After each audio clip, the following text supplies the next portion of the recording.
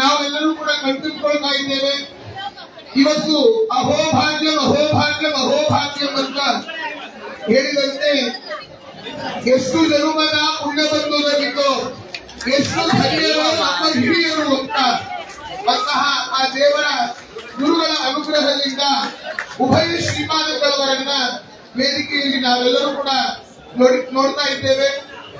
ಈ ಒಂದು ಈಗಾಗಲೇ ತಿಳಿಸಿದಂತೆ ಆ ಉತ್ತರಾದಿ ಮಠದಲ್ಲಿ ಇದೀಗ ನಾವೆಲ್ಲ ಕಾರ್ಯಕ್ರಮವನ್ನ ಮುಗಿಸಿಕೊಂಡು ಇಲ್ಲಿಗೆ ಬಂದಿದ್ದೇವೆ. ಈ ಸಮಾವೇಶ ಬೆಂಗಳೂರು ಮಹಾನಗರದಲ್ಲಿ, ನವವೃಂದಾವನದಲ್ಲಿ, ಅನೇಕ ಕಡೆಗಳಲ್ಲಿ ಆಗ್ತಾ ನಡೆದಿದೆ. ಇವತ್ತು ಸಾಂಸ್ಕೃತಿಕ ನಗರಿ ಮೈಸೂರಿನಲ್ಲಿ ನಡೆದಿದೆ. ನಿಮ್ಮೆಲ್ಲರ ಭಕ್ತರ ಆಶಯ ಮುಂದಿನ ಸಮಾವೇಶ ಮಂತ್ರಾಲಯದಲ್ಲಾಗಬೇಕು ಅಂತ ಸಾಷ್ಟಾಂಗ ಪ್ರಣಾಮ ಪೂರ್ವಕ ಉಭಯ ಶ್ರೀಪಾದರಲ್ಲಿ ಆರಂಭದಲ್ಲಿ ಪ್ರಾರ್ಥನೆಯನ್ನ ಮಾಡ್ತಾ, ಮೊದಲಿಗೆ ನೆರೆದ ವೇದಿಕೆಯಲ್ಲಿ ವಿರಾಜಮಾನರಾದ ಉಭಯ ಶ್ರೀಪಾದಗಳವರಿಗೆ ಸಾಷ್ಟಾಂಗ ಪ್ರಣಾಮ ಪೂರ್ವಕ ಸ್ವಾಗತವನ್ನ ಅರ್ಪಣೆಯನ್ನ ಮಾಡ್ತಾ ಇದ್ದೇವೆ. ನಂತರದಲ್ಲಿ ಇದೀಗ ಆರಂಭದಲ್ಲಿ ಅಪೌರುಷೇಯವಾದ ವೇದ ಪ್ರತಿಪಾದ್ಯನಾದ ಭಗವಂತನನ್ನ ಅಪೌರುಷೇಯವಾದ ವೇದ ಘೋಷದಿಂದ ಈ ಕಾರ್ಯಕ್ರಮವನ್ನು ಆರಂಭ ಮಾಡ್ತಾ ಇದ್ದೇವೆ. ಮಠದ ವಿದ್ವಾಂಸರಾದ ಅಕ್ಷಯಾಚಾರ್ಯರು ವೇದಘೋಷವನ್ನು ತಿಳಿಸುತ್ತಾರೆ. ಓಂ ಶ್ರೀ ಗುರುಭ್ಯೋ ನಮಃ. ಹರಿ ಓಂ. ಆಶಿಷ್ಯಶಾನಾವೃಷಭಾನಯುಕ್ತೋಗನಾಗಣ ಸ್ತೋಗಣಸ್ವರಜನೀನಾ ಸಂಗ್ರಂಥನೋ ನಿಮಿಷೇಕವೀರಶ್ಚರಗುಂಭೇನ ಅಲಯತ್ಸಾಕಮಿಂದ್ರಃ ಸಂಗ್ರಂಥನೇನ ನಿಮಿಷೇನ ಜಿಷ್ಣುನಾ ಯುಕ್ಕಾರೇಣ ದುಷ್ಟಬಲೇನ ದುಷ್ಣುನಾ ಹರೀಂದ್ರೇಣ ಜಯದತ್ಸಹ ದ್ವೈಧೋ ನರನಿಜುಹಸ್ತೇನ ದುಷ್ಣಾ ಸೈಜುಹಸ್ತೈಃ ಸರಿಜಂಗಭಿರಪದೀದಗ್ರಸ್ರಟ್ಟಾತೈರ ಇಂದ್ರೋ ಗಣೇನ ಸರ್ವಂ ದೃಷ್ಟಚಿತ್ಸೋ ಮಮಾವಾಭುತದ್ಯೋರ್ತದನ್ವಾ ಪ್ರತಿಹಿತಾಗಿರಸ್ತಾ ಬೃಹಸ್ಪತೆ ಪರಿದೀಯಾ. ಹರಿ ಓಂ. ಧನ್ಯವಾದಗಳು. ಇದೀಗ ಭಗವಂತನನ್ನ ಎಲ್ಲರೂ ಕೂಡ ನಿಶಬ್ದವಾಗಿರ್ಬೇಕು ಅಂತ ಶ್ರೀಪಾದಂಗಳವರ ಆದೇಶ ಆಗ್ತಾ ಇದೆ. ದಯಮಾಡಿ ಎಲ್ಲ ಕುತ್ಕೊಳ್ಳಿ ಪ್ಲೀಸ್. ಕಾರ್ಯಕ್ರಮದ ಆರಂಭದಲ್ಲಿ ದಾಸ ಸಾಹಿತ್ಯದ ಒಂದು ನುಡಿಯನ್ನ ನಮ್ಮ ಶ್ರೀಮಠದ ವಿದ್ವಾಂಸರಾದ ವರದೇಂದ್ರಾಚಾರ್ಯರು ನಡೆಸಿಕೊಡ್ತಾರೆ. ವಂದಿಸುವೆ ಇಂದಿನ ಸುಂದರ ಗುರುರಾಜರ ಮಾನಂದ ಮಾತ ಪೂತಿ ಚಂದಿರ ರಾಘವೇಂದ್ರರ ವಂದಿಸುವೆ ಇಂದಿನ ಸುಂದರ ಗುರುರಾಜರ ಮರ್ಯಾದೆಗಳ ಸ್ತೋತ್ರ ಬಣಿಸುವ ನರಹರಿ ವಿಕಾರಿಯುವ ದುರಿತ ರಾಶಿಗಳ ತರಿಯುವ ಸುಖಗಳಿವ ವಂದಿಸುವೆ ಇಂದಿನ ಸುಂದರ ಗುರುರಾಜರ. ಈ ಒಂದು ಸಭೆಯಲ್ಲಿ ನಮ್ಮ ರಾಘವೇಂದ್ರ ಮಠದ ಎಲ್ಲ ವಿದ್ವಾಂಸರ ಪರವಾಗಿ ಈ ಸಭೆಯನ್ನು ಉದ್ದೇಶಿಸಿ ಪ್ರಾಸ್ತಾವಿಕವಾಗಿ ಒಂದೆರಡು ಮಾತುಗಳನ್ನ ಆಡಬೇಕು ಅಂತ ನಮ್ಮ ಶ್ರೀಮಠದ ವಿದ್ವಾಂಸರಾದ ಶ್ಯಾಮಾಚಾರ್ಯ ಬಂಡಿಯವರನ್ನ ಕೇಳಿಕೊಳ್ತಾ ಇದ್ದೇನೆ. ಮೂಕೋಪಿ ಯತ್ಪ್ರಸಾದೇನ ಮುಕುಂದ ಶಯನಾಯತೆ ರಾಜರಾಜಾಯತಿ ನಿತ್ತೋ ರಾಘವೇಂದ್ರಂ ತಮಾಶ್ರಯ. ವೇದಿಕೆಯಲ್ಲಿ ಆಸೀನರಾದಂತಹ ಪರಮಪೂಜ್ಯ ಉಭಯ ಶ್ರೀಪಾದಂಗಳವರ ಪಾದಪುಸ್ತಕಗಳಲ್ಲಿ ಅನಂತ ಭಕ್ತಿಪೂರ್ವಕ ಪ್ರಣಾಮಗಳನ್ನು ಅರ್ಪಿಸಿದ ಇಲ್ಲಿ ನೆರೆದಂತಹ ವಿದ್ವದ್ವರೇಣ್ಯರು, ಶ್ರೀ ರಾಘವೇಂದ್ರ ಸ್ವಾಮಿಗಳ ವಂಶಿಕರು ಮತ್ತು ಮೈಸೂರಿನ ಅನೇಕ ಆಸ್ತಿಕ ಬಂಧುಗಳಿದ್ದಾರೆ. ಅವರೆಲ್ಲರಿಗೂ ಕೂಡ ಸ್ವಾಗತಗಳನ್ನ ಕೋರ್ತಾ, ಈ ಒಂದು ಐತಿಹಾಸಿಕ ಸಂದರ್ಭ, ಈ ಹಿಂದೆ ನಮಗೆಲ್ಲ ಗೊತ್ತಿರುವಂತೆ ಬೆಂಗಳೂರು ಮಹಾನಗರದಲ್ಲಿ ಉಭಯ ಮಠಗಳ ಮೈತ್ರಿಯ ಅಂಕುರಾರ್ಪಣ ಆಗಿತ್ತು. ಮೈತ್ರಿ ಅವತ್ತು ಮೊಳಕೆ ಅದರ ಮುಂದುವರಿದ ಭಾಗ ಮೈಸೂರಿನಲ್ಲಿ ಆಗ್ತಾ ಇದೆ. ಶ್ರೀಪಾದಂಗಳವರು ತಮ್ಮ ಆರ್ಧವನ್ನ ವ್ಯಕ್ತಪಡಿಸಿದಂತೆ ಈ ಸರಣಿ ಹಾಗೆ ಮುಂದುವರಿಯುತ್ತೆ. ಉಭಯ ಮಠಗಳ ಒಂದು ಬಾಂಧವ್ಯ, ಒಂದು ಮೈತ್ರಿ ದೃಢವಾಗಿ ನೆಲೆ ನಿಲ್ಲುತ್ತೆ ಅಂತ ಹೇಳಿ ಉಭಯ ಶ್ರೀಪಾದಂಗಳವರು ಭಕ್ತ ಜನತೆಗೆ ಆಶ್ವಾಸನೆಯನ್ನು ಕೊಟ್ಟಿದ್ದಾರೆ. ಮತ್ತು ಬಹಳ ದೈವ ಸಂಕಲ್ಪವೋ ಏನೋ ಅತ್ಯುತ್ತಮವಾಗಿರತಕ್ಕಂಥ ನಿರ್ಧಾರವನ್ನ ಉಭಯ ಶ್ರೀಪಾದಂಗಳವರು ತೆಗೆದುಕೊಂಡಿದ್ದಾರೆ. ಅದು ತೆಗೆದುಕೊಳ್ಳಬೇಕಾಗಿತ್ತು. ಯಾಕೆ ಅಂತಂದ್ರೆ ನಾವು ನಮ್ಮ ಮನಸ್ಸಿನಲ್ಲಿ ಸದ್ಭಾವ, ಆ ಸದ್ಭಾವಕ್ಕೆ ಪ್ರೀತಿ ಅನ್ರಿ, ಪ್ರೇಮ ಅನ್ರಿ, ಅಭಿಮಾನ ಅನ್ರಿ, ಏನ್ ಬೇಕಾದ್ರೂ ಸದ್ಭಾವಕ್ಕೆ ನಾವು ಮನಸ್ಸಿನಲ್ಲಿ ಅವಕಾಶವನ್ನು ಕೊಟ್ಟರೆ ಆ ಸದ್ಭಾವ ಇಡೀ ನಮ್ಮ ವ್ಯಕ್ತಿತ್ವವನ್ನು ವ್ಯಾಪಿಸಿಬಿಡುತ್ತೆ. ಹಾಗೆ ಶ್ರೀಪಾದಂಗಳವರಲ್ಲಿ ಮೊಳೆದಂತಹ ಪ್ರೇಮ, ಅಭಿಮಾನ, ಸ್ನೇಹ ಭಾವ ಅನ್ನೋದು ಇದು ಇಲ್ಲಿವರೆಗೂ ನಮ್ಮನ್ನು ಕರ್ಕೊಂಡು ಬಂತು. ನನಗೆ ಈ ಸಂದರ್ಭದಲ್ಲಿ ಒಂದು ಕವಿಯ ಒಂದು ನುಡಿ ನೆನಪಾಗುತ್ತೆ ನನಗೆ.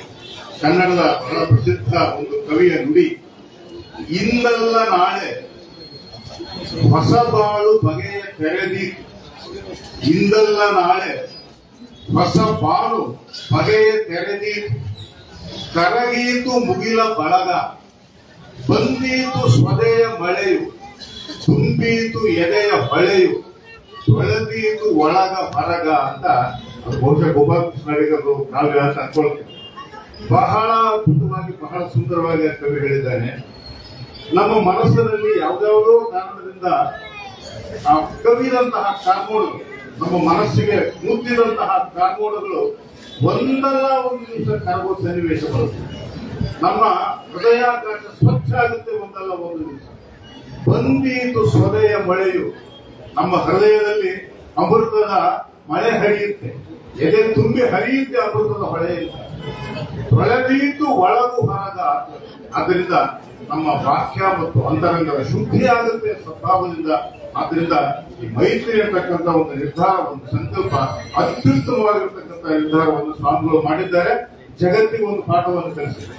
ಯಾಕೆಂತಂದ್ರೆ ನಮ್ಮ ಬದುಕಿನಲ್ಲಿ ಅನೇಕ ಕಾರಣಗಳಿಂದ ಯಾವ್ಯಾವ ರೀತಿಯಲ್ಲಿ ಯಾವ್ದಾದ್ರು ಸಣ್ಣ ಸಣ್ಣ ಕಾರಣಗಳಿಂದ ಶುರುವಾಗಿರ್ತಕ್ಕಂಥ ವೈಮನಸ್ಸುಗಳು ದೊಡ್ಡವಾಗಿ ನಮ್ಮ ಇಡೀ ಜೀವನವನ್ನೇ ನುಗ್ಗತಕ್ಕಂಥ ಸಂದರ್ಭಗಳನ್ನು ನಾವು ನೋಡಿದ್ದೇವೆ. ಆದರೆ ನೀರು ಎಷ್ಟೇ ಅಗಾಧವಾಗಿದ್ದರೂ ಆಳವಾಗಿದ್ದರೂ ಕೂಡ ಒಂದು ಸಣ್ಣ ನೌಕೆಯಿಂದ ನೀರಿನಿಂದ ಪಾರಾಗುತ್ತೆ. ಹಾಗೆ ನಮ್ಮಲ್ಲಿ ಎಷ್ಟು ಖಂಡಕ ಏರ್ಪಟ್ಟಿದ್ರು ಕೂಡ, ಎಷ್ಟೇ ವೈಮನಸ್ಸಿನ ಗೋಡೆ ದೃಢವಾಗಿ ಮಧ್ಯದಲ್ಲಿ ನಿಂತಿದ್ರು ಕೂಡ ಒಂದು ಸಣ್ಣ ಸತ್ಸಂಕಲ್ಪ, ಕೂಡಿ ಹೆಜ್ಜೆ ಇಡುವಂತಕ್ಕಂಥ ಒಂದು ಒಳ್ಳೆಯ ನಿರ್ಧಾರ ಅನ್ನೋದು ಅನೇಕ ದಶಕಗಳ ಕಾಲದ ವೈಮನಸ್ಸಿನ ಗೋಡೆಯನ್ನು ಹೊಡೆದು ಆ ಒಂದು ಸ್ನೇಹ ಸೌಹಾರ್ದದ ಜೀವನವನ್ನ ನಡೆಸೋದಕ್ಕೆ ಕಾರಣವಾಗುತ್ತೆ ಅಂತ ಶ್ರೀಪಾದಂಗಳವರು ಜಗತ್ತಿಗೆ ತೋರಿಸಿದ್ದಾರೆ. ಇವತ್ತು ಶ್ರೀಮದಾಚಾರ್ಯರ ಮಾತು ಕೂಡ ಸತ್ಯ ಆಗಿದೆ ಅಂತ ಅನ್ಕೊಳ್ತೇನೆ. ತಾತ್ಪರ್ಯದ ಶ್ರೀಮದಾಚಾರ್ಯರ ಮಾತು, ದೀರ್ಘ ಸಹೋದರ ಗತೋಪಿ ನಭವೇ ಸಿಕೋಪ ಅಂತ ಶ್ರೀಮದಾಚಾರ್ಯ ಮಾತಾಡ್ತಾರೆ ವಾಲಿ ಸುಗ್ರೀವರ ಪ್ರಕರಣದಲ್ಲಿ. ವಾಲಿ ಶ್ರೀರಾಮನನ್ನು ಕೇಳ್ಕೊಳ್ತಾರೆ, ಸುಗ್ರೀವನನ್ನು ಕೇಳ್ಕೊಳ್ತಾರೆ, ವಾಲಿಯ ಕಾರಣವನ್ನು ತಾಳ್ಲಿಕ್ಕಾಗೋದಿಲ್ಲ, ನಾನು ನಿನ್ನನ್ನು ಆಶ್ರಯಿಸಿಕೊಂಡು ಬಂದಿದ್ದೇನೆ, ವಾಲಿಯಿಂದ ರಕ್ಷಣೆ ಕೊಡು ನನಗೆ ಅಂತ. ಶ್ರೀರಾಮಚಂದ್ರ ಕೂಡಲೇ ವಾಲಿಯನ್ನು ಸಂಹಾರ ಮಾಡಲಿಲ್ಲ, ವಾಲಿಯನ್ನು ದಮನ ಮಾಡಲಿಲ್ಲ. ಭಗವಂತನಿಗೆ ಗೊತ್ತಿತ್ತು. ಎಂಥ ಮಾತಾಡ್ತಾರೆ ಶ್ರೀಮದಾಚಾರ್ಯರು. ಇಬ್ಬರು ಸಹೋದರರಲ್ಲಿರ್ತಕ್ಕಂತಹ ಕೋಪ ಎಷ್ಟೇ ದೀರ್ಘವಾಗಿದ್ರು, ಎಷ್ಟೇ ಸಗಡಗ ಉರಿತಿದ್ರು ಕೂಡ ಅದು ಕಾರಣವಿಲ್ಲದೆ ಒಂದಾನೊಂದು ದಿವಸ ತಾನೇ ತಣ್ಣಗಾಗುತ್ತೆ ಅನ್ನೋ ಮಾತನ್ನು ಶ್ರೀಮದಾಚಾರ್ಯ ಹೇಳ್ತಾರೆ. ಅದರಿಂದ ಈ ಉಭಯ ಮಠಗಳು ಎರಡೂ ಕೂಡ ಅಣ್ಣ ತಮ್ಮಂದಿರ ಮಠಗಳು. ಸೌಹಾರ್ದ ಇದೆ ಮಠಗಳಲ್ಲಿ. ಯಾವುದ್ಯಾವುದೋ ಕಾರಣದಿಂದ ದೂರ ಆಗಿತ್ತು, ವೈಮನಸ್ಸುಗಳು ಬಂದಿತ್ತು. ಈಗ ಭಗವತ್ ಸಂಕಲ್ಪದಂತೆ ಎರಡೂ ಮಠಗಳು ಒಂದುಗೂಡಿವೆ. ತನ್ನೆಲ್ಲ ವೈಮನಸ್ಸುಗಳನ್ನು ಬಿಟ್ಟು ಸಮಾಜದ ನಿರ್ಣಯ ಇದೆ. ಅದರಿಂದ ಸಮಾಜದ ಪ್ರತಿನಿಧಿಯಾಗಿ, ಇಡೀ ಸಮಾಜದ ಪ್ರತಿನಿಧಿಯಾಗಿ ನಾನು ಒಂದೇ ಒಂದು ಮಾತನ್ನ ಉಭಯ ಶ್ರೀಪಾದಂಗಳವರ ಮುಂದೆ ಒಂದೇ ಒಂದು ಮಾತನ್ನ ಪ್ರಾರ್ಥನಾ ರೂಪದಲ್ಲಿ ನಾನು ಹಿಡಿತಾ ಇದ್ದೇನೆ. ಸ್ವಾಮಿ, ನೀವಿಬ್ಬರು ಕೂಡ ಈ ಜಗತ್ತಿನ ಕಣ್ಮಣಿಗಳು, ಇಬ್ಬರು, ಒಬ್ಬರು ಸೂರ್ಯ, ಒಬ್ಬರು ಚಂದ್ರ. ನೀವಿಬ್ಬರು ಕೂಡ ನಮ್ಮ ಮಧ್ಯೆ ದೃಢವಾಗಿ 100 ವರ್ಷಗಳ ಕಾಲ ಆರೋಗ್ಯದಿಂದ ಬಾಳಿ ಬದುಕಿ ಈ ಸಮಾಜವನ್ನು ಮುನ್ನಡೆಸಬೇಕು. ನೀವು ಹೇಳಿದಂಗೆ ಕೇಳಲಿಕ್ಕೆ ಈ ತಯಾರಾಗಿದೆ ಅಂತ ಉಭಯ ಶ್ರೀಪಾದಂಗಳವರಲ್ಲಿ ಪ್ರಾರ್ಥನೆ ಮಾಡ್ಕೊಳ್ತಾ ನನ್ನ ಚಿಕ್ಕದಾದ 2 ಮಾತುಗಳನ್ನು ಮುಗಿಸ್ತಾ ಇದ್ದೇನೆ. ಇದೀಗ ಇದುವರೆಗೆ ಅಭಿವಂದನಾ ಸ್ವಾಗತ ಮತ್ತು ಪ್ರಾಸ್ತಾವಿಕ ಭಾಷಣವನ್ನು ಮಾಡಿದ ಶ್ಯಾಮಾಚಾರ್ಯ ಬೆಂಡಿಯವರಿಗೆ ಅನಂತ ವಂದನೆಗಳನ್ನು ಸಲ್ಲಿಸ್ತಾ ಇದೀಗ ಶ್ರೀಪಾದಂಗಳವರು ಎಲ್ಲ ನಮ್ಮ ಹಿಂದೂ ಸಮಾಜವನ್ನ ಹಾಗೂ ಬ್ರಾಹ್ಮಣರನ್ನ ಎಲ್ಲರನ್ನೂ ಕೂಡ ಒಗ್ಗೂಡಿಸಬೇಕು ಅಂತ ಈ ಒಂದು ಸಮಾವೇಶ ಮೈತ್ರಿ ಆಗಿದೆ ಎಂದು ತಿಳಿಸಿದ್ದಾರೆ. ಈ ಸಂದರ್ಭದಲ್ಲಿ ನಮ್ಮ ಗುರುಗಳ ಒಂದು ಮಾತು ನೆನಪಾಗ್ತಾ ಇದೆ. ಹಿಂದವಾ ಸೋದರ ಸರ್ವೇ ನ ಹಿಂದೂ ಪತಿತೋ ಭವೆ ಮಮ ದೀಕ್ಷಾ ಹಿಂದೂ ರಕ್ಷಾ ಮಮ ಧರ್ಮ ಸನಾತನ ಅಂತ. ಅಂತಹ ಸನಾತನ ಧರ್ಮ ಹಿಂದೂ ಧರ್ಮವನ್ನ ನಮ್ಮ ಬ್ರಾಹ್ಮಣ ಧರ್ಮವನ್ನ ಎಲ್ಲವನ್ನೂ ಕೂಡ ಒಗ್ಗೂಡಿಸಲಿಕ್ಕೆ ಉಭಯ ಶ್ರೀಪಾದರ ಈ ಒಂದು ಸಮ್ಮೇಳನ ಎಲ್ಲರಿಗೂ ಹರ್ಷ ತಂದಿದೆ ಅನ್ನುವ ಮಾತನ್ನ ಬಹಳ ತಮ್ಮ ನುಡಿಮುತ್ತುಗಳಿಂದ ತಿಳಿಸಿದ ಶ್ಯಾಮಾಚಾರ್ಯರಿಗೆ ಅಭಿವಂದನೆಗಳನ್ನು ತಿಳಿಸ್ತಾ ಇದೀಗ ಉತ್ತರಾಧಿಮಠಾಧೀಶರಾದ ಪರಮ ಪೂಜ್ಯ ಶ್ರೀಪಾದಂಗಳವರು ನಮ್ಮೆಲ್ಲರನ್ನೂ ಕೂಡ ಉದ್ದೇಶಿಸಿ ಅನುಗ್ರಹ ಸಂದೇಶವನ್ನ ನೀಡಿ ಅನುಗ್ರಹಿಸಬೇಕು ಅಂತ ಸಾಷ್ಟಾಂಗ ಪ್ರಣಾಮ ಪೂರ್ವಕ ಗುರುಗಳಲ್ಲಿ ಕೇಳ್ಕೊಳ್ತಾ ಇದ್ದೇನೆ.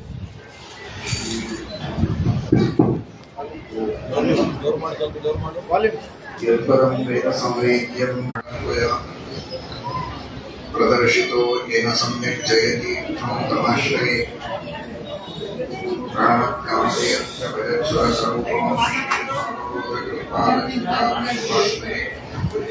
ದುರ್ವಾದಿತ್ಯಾತ್ಕರಪಯೇ ವೈಷ್ಣವೇಂದೀವರೆಂದವೇ ಶ್ರೀರಾಘವೇಂದ್ರ ಗುರವೇ ನಮೋತ್ಯಂತದಯಾಳವೇ ಪಂಚಾಶತ್ ವರ್ಷಪರ್ಯಂತಮೂಲರಾಮಪದಾರ್ಚಕ ಸತ್ಯಪ್ರಮೋದ ತೀರ್ಥಾರ್ಯಾನ್ ನೌಮಿ ನ್ಯಾಯ ಸದಾವೃತ.